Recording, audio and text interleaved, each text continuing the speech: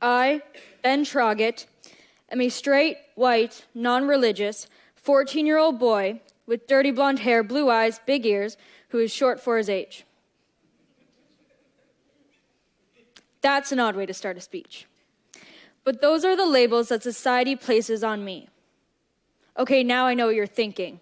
Who is this dramatic, self-pitying kid standing up at the front who's going to lecture us about how society has somehow wronged him? Well, those labels aren't bad or oppressive, but they are labels nonetheless. The theme for these TED Talks are living a life of purpose. Now, to me, that can mean one of two things: living a life for a purpose, or living a life with a purpose. At the beginning of every term, our class sits down and writes out goals that we have and the actions that we are going to take to achieve them. To live a life for a purpose means to live every day knowing exactly what you're going to do to achieve your goals. You shape your life, your careers, your relationships, your hobbies, and passions around achieving these goals. To live a life with a purpose is a little different. Living a life with a purpose means not necessarily knowing exactly what you're going to do to achieve your goals, but knowing that whenever a decision has to be made, that it will be made in service of your goals and it will have a purpose. Now, I believe that either too much of these lifestyles is not good, and there needs to be a balance between them. There is no right answer, and I'm not here to tell you how you should live your life. I am going to tell you, however, that living a life of purpose means setting a goal for yourself and sticking with it until you achieve it. Usually, a good, meaningful goal is not something you can just decide. Usually, it's something that you receive after experiencing events that compel you to take action or communicate about your thoughts. And it can be as complex as brain surgery or as simple as sharing your ideas. And that's what I'm going to do today. Now, going back to what I said before about labels, my purpose for today and my goals for today are something I've been thinking about for a long time, and it was actually put into place in my hockey room dressing room. Now, this is a blanket statement, but coming from a 14-year-old boy, most 14-year-old boys, myself included, lack a certain filter from the brain to the mouth. Most jokes have a racial or you name it slur in it, and that's something, unfortunately, that one has to get used to. But when the jokes started being about the Holocaust and the absolute horror and misery of the Jewish people and analogizing them with smoke in reference to the gas chambers in the concentration camps, or when the line between insensitivity and downright bigotry is crossed, that is when it becomes completely inappropriate and unacceptable. It got to the point where you could predict any conversation, any joke, like one of those Mad Libs cards. Insert cuss word here. Insert homophobic slur here. Insert racial or otherwise insensitive stereotype here. And I'm not kidding or over-exaggerating. And I will not stand here and pretend to be naive.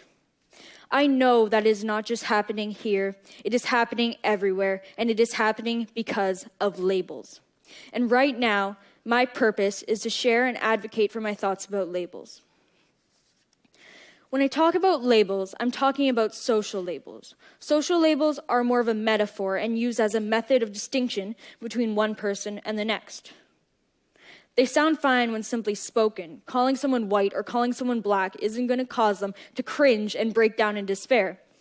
But it's actually the very existence of these labels that encourage the stereotypes, and then the language, and then the jokes, and then the opinions, and then the judgments. Let's break that down and listen to that again. It's the labels that encourage the judgments.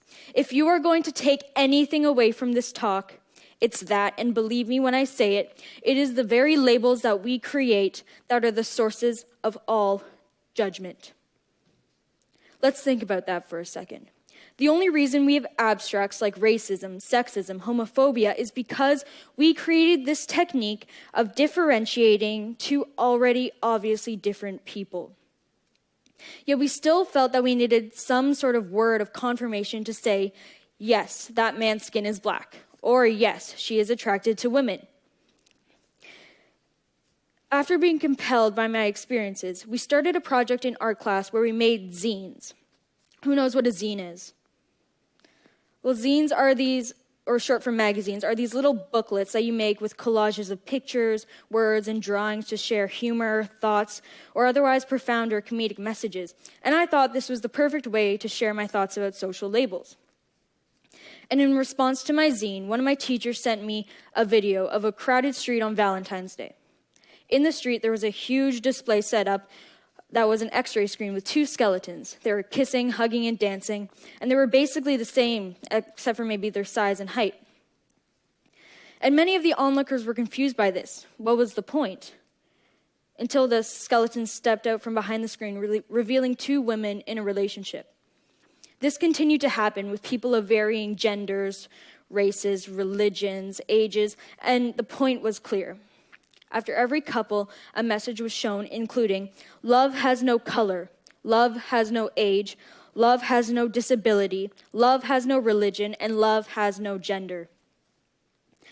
A woman may love their mother or their sister, yet once she loves and is attracted to another woman, then it becomes unacceptable. Or a man might have more pigment in his skin, just like any other person might have more hair on their head, yet suddenly his rights, whether civil or social, are lesser.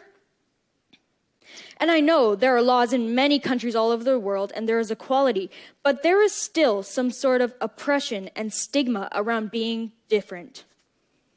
This realization was yet another step on my journey to realizing what change I wanted to see in the world. And I sincerely hope that one day laws will change and there will be equality for everyone all over the world. But that's not where the battle ends. Last summer at my summer camp, I had a counselor who told me about one of her high school English teachers who was bisexual. And she talked about how there is no rigid system where you are either gay or you're straight. Instead, there is a spectrum from gay to straight, and everybody has a spot on the spectrum. And this was an interesting idea that got me thinking about our society today and how even if you are in the middle of this spectrum, this system that provided a previously unheard of fluidity still placed a label on your head, bisexual. So even when humanity moves past this really childish phase of difference and prejudice, there will be this spectrum, and with this spectrum will come labels. And however innovative, and it does sound innovative, the idea of a spectrum is now, it's really just a slightly less corrupt form of categorizing and judging. Everyone will be placed on some sort of spectrum, whether it is gender or racial, and after all this, the very judgment that humanity would have tried to abolish will still be present, just in a different form. And this, more than anything, taught me a lesson about what it truly means to be labeled in society. When you think about it, if humanity had never invented the idea of labeling people based on their background or the content of their emotions, so many tragedies and conflicts could have been avoided. So, for example, the Holocaust. If we had never borne up the idea of judging someone based on their background, there would have never been a need to have a major difference between Jewish people and German people, and the deaths of over 6 million people could have been avoided. This may not come as a shock, but one of the worst problems of all of these is the internet. And I'm not just talking about the mean and utterly evil things that people say behind the protection of a screen, but also the way that they stand against it. I'm sure a lot of you have seen those quotes on Instagram, Facebook, and Twitter that say, be yourself, or you're perfect just the way you are. And that's true. And it's great that people have the courage to post those on a platform that can be really judgmental at times. It's just that a lot of the time, unfortunately, what it really means is be yourself, but not like that.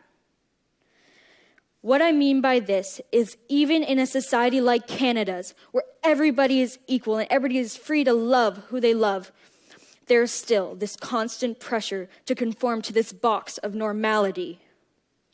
And I know that we live in a society where the struggle for equality is lesser and lesser every day, but that is the perfect representation of what my point is. The challenges won't end when the laws change. The challenges will end when the attitudes change. So my purpose stands and will not change until there is no fear no labels, no oppression, no stigma, no judgment. And now I, Ben Traugott, stand before you, living with and for a purpose. But more importantly, I stand before you as a person free of labels. Thank you.